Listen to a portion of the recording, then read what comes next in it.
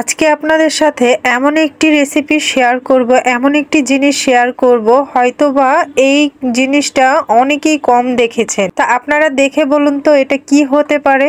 আপনারা কি কেউ বলতে পারছেন বা চিনতে পারছেন এটাকে? যাদের দেশে এই জিনিসটা হয় তারা চিনবে, এছাড়া চিনবে না। তো সবাইকে নিশ্চয়ই পরিচয় করিয়ে দেব এই সবজিটার সাথে। তো আসসালামু আলাইকুম, সবাইকে আবারও নতুন ভিডিও দেখার জন্য ওয়েলকাম জানাচ্ছি। আজকে আপনাদের সাথে একটা বিশেষ রেসিপি শেয়ার করব আর বিশেষ একটা সবজি দেখাবো। তো এই সবজিটা হলো এক ধরনের কচু। তো এটা কি কচু? এরকম হলুদ জাতীয় কচু কেউ দেখেছেন কিনা আমাকে বলবেন। আর এই কচুটা কিন্তু একদমই কোনো ধরনের গলা চুলকায় না। এই কচুটা কিন্তু এমনি খাওয়া যায়, ভাপ দিতে হয় না, কোনো কিছু করতে হয় না, মানে এটা একদম আলুর মতো। তো এই কচুটার নাম হলো সাহেব কচু। এই সাহেব কচুটা কে কে চিনেন আমি জানি না, তবে এই কচুটা ভোলার মানুষরা খুবই চিনবে, কারণ এটা বিশেষ করে ভোলাতে হয়, বরিশাল ভোলা। তো সেখানে এই কচুটা প্রচুর প্রচুর পরিমাণে পাওয়া যায়, সেই দেশের মানুষরা এটা খায়। তো আমাদেরও সেখান থেকে এনে প্রথমবার খাওয়া হয়েছিল। এই কচুটা খেতে খুবই সুস্বাদু, কোনো গলা চুলকানোর কোনো ব্যাপার নেই। তো আমি কচু ওইখান থেকে অর্ধেকটা নিয়েছি, কারণ সেখানে 1.5 কেজির বেশি কচু ছিল। আর এতটা কচু রান্না করলে এটা খাওয়া হবে না, কেননা এটা একবারের বেশি 2বার জাল করলে একদম একদম খোলা খোলা হয়ে যায়, মানে কি বলবো, একদম গলে যায়, নরম হয়ে যায়। তো এটা এতটাই নরম, বেশিক্ষণ রান্নাও করা লাগে না, খুব অল্প সময় এটা রান্না হয়ে যায়, আলুর চাইতেও কম সময় লাগে। তো আমি কিন্তু আজকে এরকম টুকরো টুকরো করে নিয়েছি। আমি আজকে কই মাছ দিয়ে রান্না করব। এগুলো কিন্তু মাংস দিয়ে খেতে ভীষণ ভীষণ ভালো লাগে। আপনারা মাংস দিয়ে সর্বপ্রথম ট্রাই করবেন, আপনাদের মাংস দিয়ে খেতেও ভালো লাগবে। তো আমি মাংস দিয়ে রান্না করব, অর্ধেকটা রেখে দিয়েছি আর অর্ধেকটা নিয়েছি এখানে কই মাছ দিয়ে রান্না করব। তো আজকে আমি মাছ দিয়ে রান্না করব। তো আপনারাও কিন্তু চাইলে যে কোনো মাছ দিয়ে রান্না করতে পারেন, এটা চাইলে ভর্তাও করে খেতে পারেন। তো আমি মাছ দিয়ে আর মাংস দিয়ে রান্না করব। আজকে মাছের রেসিপিটা শেয়ার করলাম, অন্যদিন আপনাদের সাথে মাংসের রেসিপিটাও শেয়ার করব। তা এখন চুলায় চলে এসেছি, আমি মাছগুলা ভাজা করে নেব।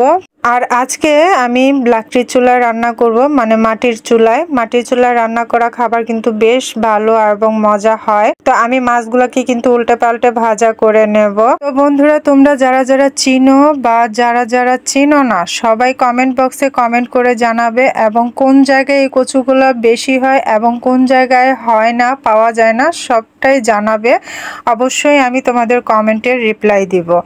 তো আজকে কিন্তু আমি এই বড় বড় সাইজের কই মাছগুলাই নিয়েছি, 2টা আস্ত নিয়েছি তাদের বাবা ছেলের জন্য, আর একটা বড় কই মাছ ওটাকে কেটে নিয়েছি। আসলে এই বড় কই মাছগুলা বেশি আস্ত খেলে ভালো লাগে না, ভিতরে মশলা যায় না, তাই আমি কেটে নিয়েছি। আর এগুলো কিন্তু অনেক বড় ছিল, প্রায় 1 কেজিতে 6টা কই মাছ উঠেছিল। তো আমার মাছগুলো কিন্তু ভাজা হয়ে গেছে।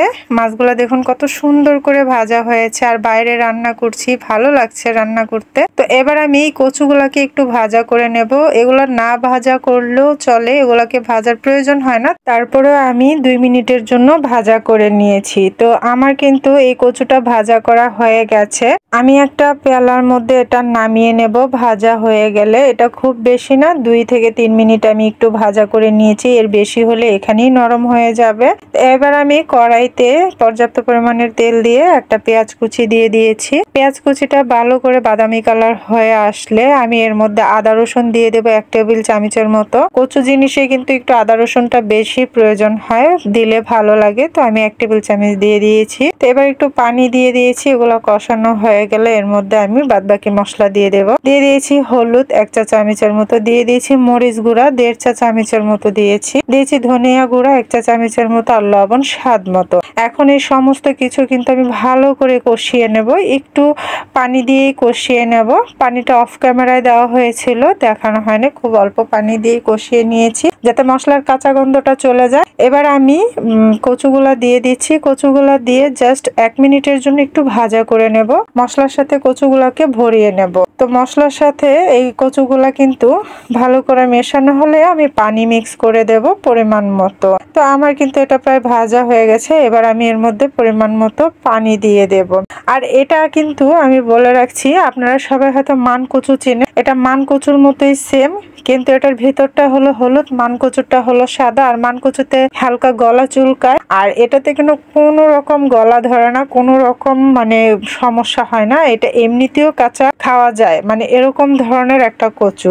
তো এটার নাম সাহেব কচু। কার দেশে কি নামে বলে আর কে কে চেনেন অবশ্যই কিন্তু জানাবেন। আমাদের এখানে তো সাহেব কচু নামে এটা পরিচিত। তো আমি পরিমাণ মতো পানি দিয়ে মাছগুলা দিয়ে কিন্তু ঢাকা দিয়ে দিয়েছি।